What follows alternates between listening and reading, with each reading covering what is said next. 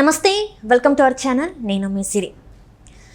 India today conclave చర్చ వేదిక పైన అమిత్ షా గారు కొన్ని సంచలన వ్యాఖ్యలు చేశారు. అవి ఏంటంటే, ఓడిపోయే పార్టీకి మా మద్దతు ఉండదని, గెలిచే పార్టీకి మా మద్దతు ఉంటుందని చెప్పేసి, సిద్ధాంతాలు లేని పార్టీలతో చేతులు కలపబోమని చెప్పేసి అయితే తను మాట్లాడడం జరిగింది. సో ఈ అంశాన్ని మనకి ఇంకా క్లుప్తంగా వివరించడానికి మనతో పాటు ఉన్నారు టీడీపీ స్పోక్స్ పర్సన్ సూర్యదేవర లత గారు. నమస్కారం.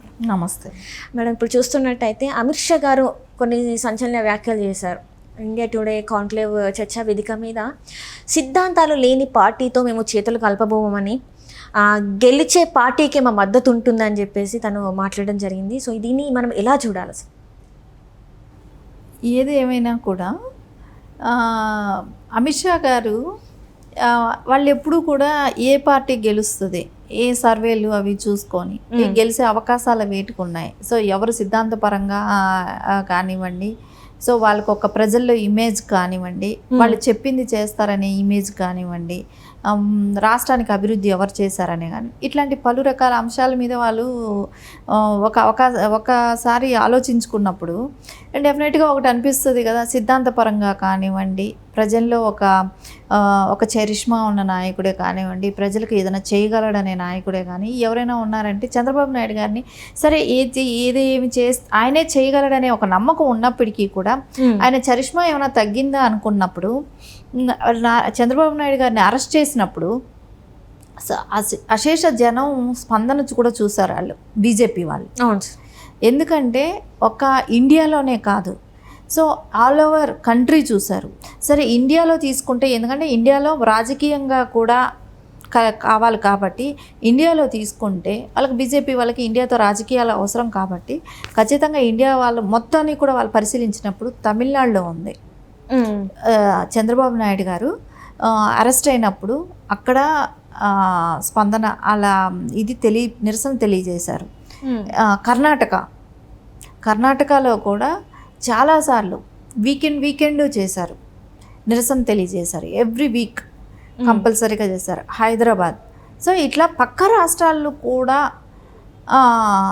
నారా చంద్రబాబు నాయుడు గారికి ఇమేజ్ ఎంత ఉందా, సో ఆయన మీద ప్రజలకు ఇంత అపారమైన నమ్మకం, గౌరవం ఉన్నాయా, ఇవన్నీ కూడా వాళ్ళు ఎలక్షన్లో ప్రతిదీ ఓట్ బ్యాంక్ చెక్ చేసుకున్నప్పుడు, సో ఇండియా వైజ్ కూడా ఆయన ఫాలోవర్స్ ఎంతమంది ఉన్నారు, వేరే ఢిల్లీలో కూడా జరిగింది, ఇట్లా వేరే రాష్ట్రాల్లో కూడా జరుగుతుంది అన్నప్పుడు ఖచ్చితంగా వాళ్ళకి జగన్మోహన్ రెడ్డి జైలుకి వెళ్ళినప్పుడు ఎవరు పట్టించుకోలేదు, వాళ్ళ కుటుంబం తప్ప ఎవరు లేరు.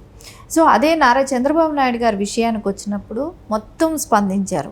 ఇండియా స్పందించింది, ఇండియాలో ఉన్న నాయకులందరూ స్పందించారు, ప్రజలు స్పందించారు, యువత కానివ్వండి. ఎందుకంటే వాళ్ళంతటా వాళ్ళే స్వచ్ఛందంగా వచ్చి మేము ఆయన మూలాన మేము బాగుపడ్డాం, సో మేము ఈరోజు ఉద్యోగాలు చేస్తున్నాం, అదే స్కిల్ డెవలప్మెంట్లో మేము చదువుకున్నాం, అది మాకు పనికొచ్చింది, అది ఎక్కడ స్కామింగ్ జరగలేదు, ఒకవేళ అలాంటిది జరిగి ఉంటే దానికి ఎంత డబ్బు అయిందో చెప్పండి, మేము కడతాం అన్న యువత అందరూ కూడా ముందు వచ్చారంటే, మా జీతాలు మేము కడతాం, ఎందుకంటే ఆయన మూలాన మేము బాగుపడ్డాం అనే ఒక ఇది బయట వచ్చినప్పుడు ఎవరికైనా ఏమనిపిస్తుంది, గెలిచే పార్టీతో ఉండాలనుకుంటారా, ఇట్లాంటి ఓడిపోయే పార్టీ, ఇలా ప్రజలకు ఏ రకంగా ఉపయోగపడన్న పార్టీ, ఇట్లా హత్యలు చేసుకుంటా ఉన్న పార్టీ, ఇట్లాంటి దాంతో ఉండాలనుకుంటారా? డెఫినెట్గా గెలిచే పార్టీతో ఉండాలి. వాళ్ళకి ఒక గౌరవం దక్కాలంటే ఒక పెద్ద నాయకుడు, ఓ ఇమేజ్ ఉన్న నాయకుడే కానివ్వండి, ఆయన మూలన రేపొద్దున ఎన్డీఏలో ఆయన ఉన్నా కూడా రేపొద్దున ఆయన మొత్తానికి అక్కడ ఏదైనా కూడా వాళ్ళు చేసే ఏదైనా దీనిలో కూడా ఇన్ పార్టిసిపేషన్ అనేది కంపల్సరీ, సజెషన్స్ అనేది ఉంటుంది. ఎందుకంటే ఆయనకున్న అనుభవం అలాంటిది, చంద్రబాబు నాయుడు గారి అనుభవం అట్లాంటిది. సో ఖచ్చితంగా వాళ్ళకి ఎన్డీఏ పనికొస్తారు కాబట్టి ఆయనకు వాళ్ళు ఎప్పుడు కూడా చంద్రబాబు నాయుడు గారితో కలవాలనే ఉంటుంది. అంటే ఈ మొన్న లాస్ట్ టైం ఒక్కటే వేరుగా ఉన్నదే కానీ ఎప్పుడూ కూడా పొత్తుల్లోనే ఉండేవాళ్ళం బీజేపీతో. ఎవరి మోడీకి బిఫోర్ వాజ్పేయి గారి టైంలో కూడా ఎప్పుడు కూడా పొత్తుల్లోనే రన్ అయ్యేదే కానీ ఏ రోజు కూడా అవేగా ఉండేది కాదు. బీజేపీ, తెలుగుదేశం అలాగే ఉండేవాళ్ళు. సో ఖచ్చితంగా వాళ్ళకి అనిపిస్తుంది కదా, తెలుగుదేశంతోనే వాళ్ళకి మంచిగా ఉంటుంది. సో రేపు పొద్దున ప్రజల్లోకి వెళ్ళటానికి కూడా మనకు ఒక భరోసా అయిన నాయకుడు ఉన్నాడు, సో సౌత్ మొత్తం కూడా ఆయన ఇమేజ్ పనికొస్తుంది అనే ఒక ఆలోచన వాళ్ళకు ఉంటుంది కదా.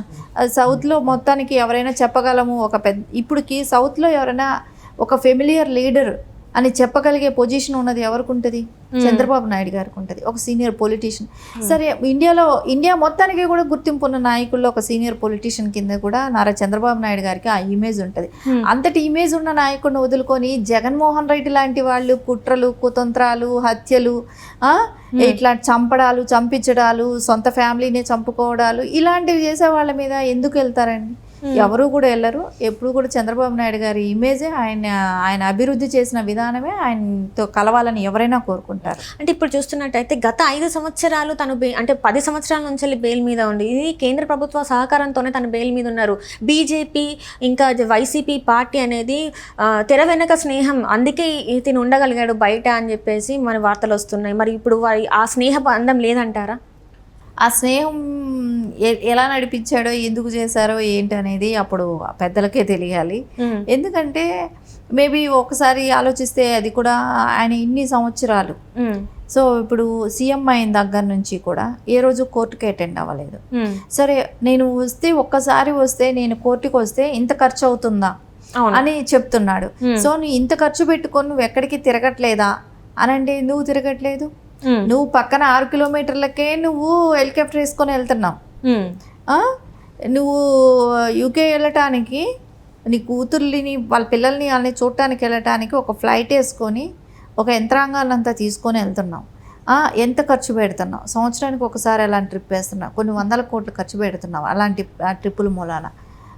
పక్కన 5 కిలోమీటర్లకు 6 కిలోమీటర్లకే హెలికాప్టర్ ప్రయాణాలు చేస్తున్నారు. అలాంటప్పుడు తీసుకుంటే నువ్వు కోర్టుకి ఇంతవరకు ఎందుకు అటెండ్ కాలేకపోతున్నాడు? ఎందుకు రాలేకపోతున్నాడు? సో దీనికి రీజన్ వచ్చి, నేను ఒక సీఎం రాలేకపోతే నేను వస్తే ఖర్చు ఎక్కువ అవుతుంది, యంత్రాంగం అంతా రావాల్సి వస్తుంది, ఇలాంటివి కూడా చెప్పడం అనేది హాస్యాస్పదం. సో కోర్టులు కూడా అది అది వాళ్ళు ఒక సరే వాళ్ళైనా కూడా ఖండించాల్సిన అవసరం ఉంటుంది. ఇప్పుడు నార్మల్ పీపుల్కి ఇది నార్మల్గా ఇప్పుడు ఒక మిడిల్ క్లాసే కానివ్వండి, లోయర్ మిడిల్ క్లాస్ వాళ్ళే కానివ్వండి, అట్లాంటి వాళ్ళని కేటగిరీ ప్రకారం తీసుకున్న న్యాయం అనేది అందరికీ ఒకటే. ఒక సీఎం అన్నప్పుడు ఇది లోయర్ వాళ్ళకు ఒక విధి అనేది ఉండకూడదు కదా. సో ఎందుకు కోర్టులైనా కూడా అలా డెసిషన్స్ తీసుకుంటాయి. సో అంటే 4 సార్లు రావాల్సింది ఒక్కసారైనా అటెండ్ అవ్వాలి కదా. అలాంటి అవకాశమైనా ఇవ్వాలి కదా. అలాంటిదైనా రావాల్సిన అవకాశం వాళ్ళకి స్ట్రాంగ్ వార్నింగ్ ఇవ్వాలి కదా. సో మనం ఇండియన్ ఇది కోర్టు మనకు ఏం చెప్తుంది? ఇలాంటివా? ఉన్నవాడికి ఒకటి, లేని వాళ్ళకి ఒక చట్టమా? కాదు కదా. సో అందరూ ఒకటే అన్నప్పుడు సో ఎందుకు సీఎం విషయంలో ఇంప్లిమెంట్ చేయలేకపోయాం? అంటే వాళ్ళు సీఎం అలాంటి కేటగిరీ ఉన్నవాళ్ళు ఏం చేసినా చెల్లుతుందా? వాళ్ళకి వర్తించదా? అంటే పెద్ద పదవులలో ఉన్న వాళ్ళకి ఇలాంటివి వర్తించవు అన్నట్టుగా బిహేవ్ చేస్తున్నారు. సో వాళ్ళు రాజకీయంగా అడ్డం పెట్టుకొని సో ఇలాగే వాళ్ళు కోర్టులకు రాకపోవటము, ఇలాంటివన్నీ చేస్తున్నారు. Right, thank you so much. Thank you.